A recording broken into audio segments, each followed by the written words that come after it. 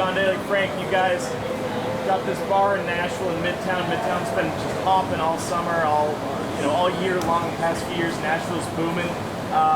What does that mean to you? Well, it means everything to me that he took a chance on my name to have this bar, and I've always wanted one in Nashville for a lot of years because I hang out with all these guys. I go to 40s, I go to Losers, I go to Kid Rocks. Steve Smith's a great friend of mine. Steve Ford's a great friend of mine, and I've asked him for years to have a bar. Now that I got one with Fred, well, you didn't tell me you're having a bar, and I said, well, you had your chance, but Fred's been great. Our whole staff's great. Our managers are great, and it's just an honor that they chose me to have this bar here. You obviously know some people around here, a little friendly competition, or? But see, that's the cool thing. It is friendly. We don't compete. We just have fun, and we want to help each other.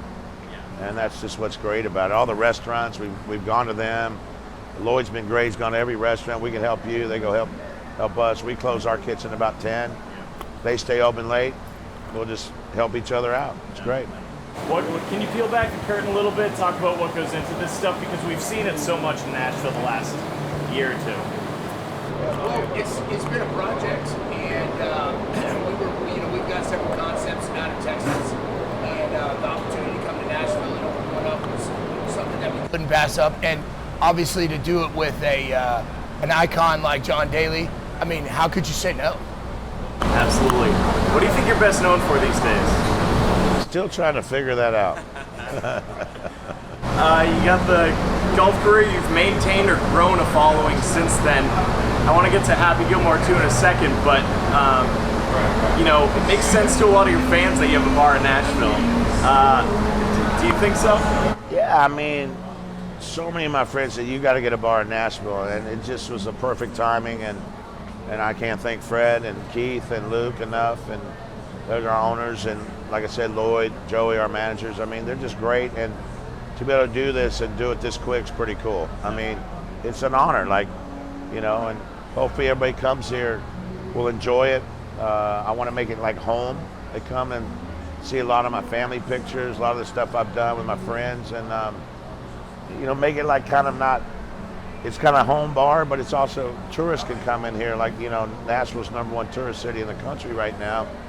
And I want them all to come here and experience with our staff and everything, and especially the best drink on the planet right now. But like I said, it's just an honor, and I'm thrilled to be here and doing it. And all my friends, they love it.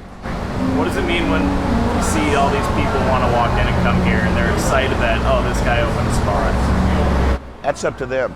We're going to provide a service.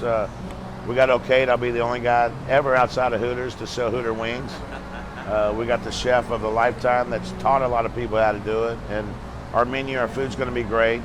Everything about it's just going to be good quality, and everybody's going to come in and have a good time. I started coming here because when I was trying to make it on the tour, I lived in a van.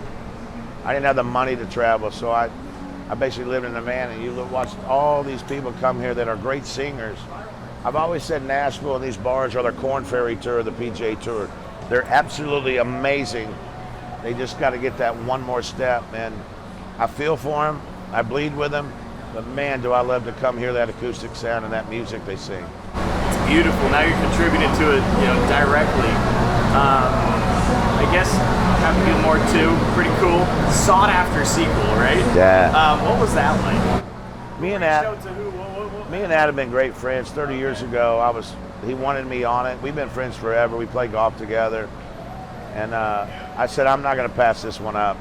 Scheduling just didn't work on the last one. I've learned real quick, if you do a movie and you're on it, and they want you on it, they got 200 crew there that's planned to get there and everything. They've got the schedule set. I was doing really well in golf. I was all over the world playing. I just couldn't make it. I felt bad. Same thing with Tin Cup, But I said, I'm not missing this opportunity. I'm going to help my friend out. I didn't know if I could act or not, but we'll let everybody judge that. But we had a blast on set. I met people that I never thought I'd meet, and we're all friends now. And it was just a blast to do the movie. It's something I've not done before.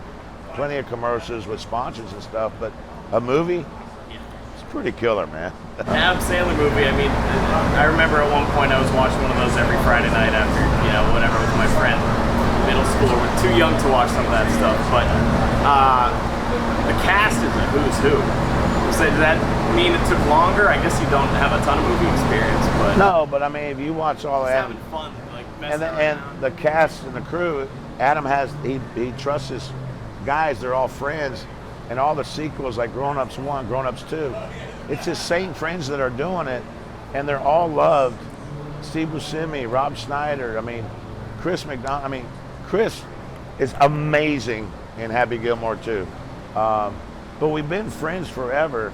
But for me to be on a set with them, doing what they do, I mean, I felt like a 40 handicap trying to do this, right? But I told my brain, I'm gonna learn the script. I'm not gonna have to do any takeovers unless it's a camera screw up.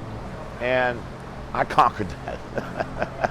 Perfect. I am a 40 handicap, so. I want to go back to this part. You guys mentioned it already, but I'll start with you, Frank. What is it about Nashville? Because you guys have spots elsewhere. Can you just tell me again? Yeah, I think like in the industry, you know, we always felt like Nashville was the big game, right? That's the Super Bowl. If you can get a bar in Nashville and you can make that work, I mean, you could do a bar anywhere at that point. And so we had a lot of success out of Texas. And we felt like if we got the right person, Nashville would work. And I mean, I have no complaints. I think everybody knows we got the right person here, and we feel like we're gonna have a lot of success for sure. Solid partner behind the scenes too. What's that? Solid behind the scenes too. Is he what? Is he all right behind the scenes? Oh, he's too? awesome. You know they say you never want to meet your hero. That doesn't apply with John Daly. You want to meet John Daly. He's the most down-to-earth, easygoing guy. I mean, he's been absolutely great. No diva at all. He's been amazing. Absolutely amazing. He's great. He's humble. He's a good friend of mine, Cole Wetzel. So if you go to Dallas-Fort Worth, he owns Cole Wetzel's bar in Fort Worth and in Houston. And hopefully 6 months or so, yes. there'll be a John Daly's bar in Houston as well. Perfect. So Keep our eyes on it. How long? Where does Nashville date back for you? You know, I know you've seen it all right everywhere on tour. it But dates back. I met Irv, who passed away. You know, owns Losers. Steve Ford. We became friends about 35 years ago, and I just fell in love with it. And Irv and Steve takes care of George Strait, and we became really good friends. And I met Steve Smith, who owns Honky Tonk. You know, Kid Rock, Tootsie's, Rippies. He owns everything too. But I became friends with them because I'd come down and listen to the music, and you know, they look at me like, what the hell are you coming in my bar? I said, I want to hear music, leave me alone. And then that's how I met Steve Smith. I go, I want to hear music. Who are you? I want to hear the music. Why are you talking to me? Well, I own the son of a bitch, boy. And we became friends. And next thing you know, 5 years ago, I'm doing John Daly Teas at Old Hickory for Steve Smith. Him and Leah bought it. So between us and this family of people, Nashville's just such a great city. Everybody wants to help everybody. And if everybody can be successful, that's what I've learned about it. All I want to do is see these kids that are, you know, starving to do this. I want to see them make it. absolutely. How many of those on the course? Oh, these are easy. I'll do 50, 60 a day. It's Yeah. perfect.